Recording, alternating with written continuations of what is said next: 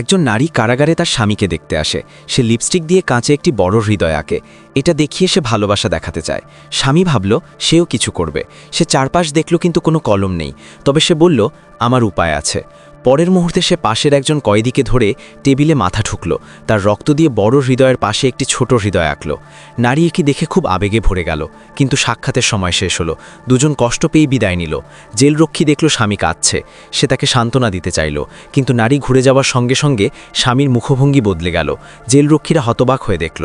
নারী আবার তাকালে স্বামী আবার কান্না করতে শুরু করল। নারী চলে গেলে সে আগের মতো স্বাভাবিক হয়ে গেল।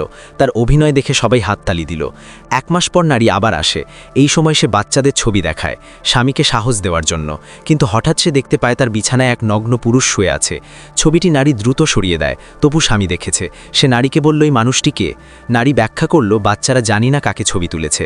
তারপর সে পারিবারিক ছবি দেখায়। হঠাৎ সেই ছবির পুরুষ ফোন করে। এবার নারী অভিনয় না করে ফোন ধরল। ভালো হলো স্বামীর মাথায় চুল ছিল না, নইলে নিশ্চয়ই পুরো মাথায় সবুজ ঘাস জন্মাতো।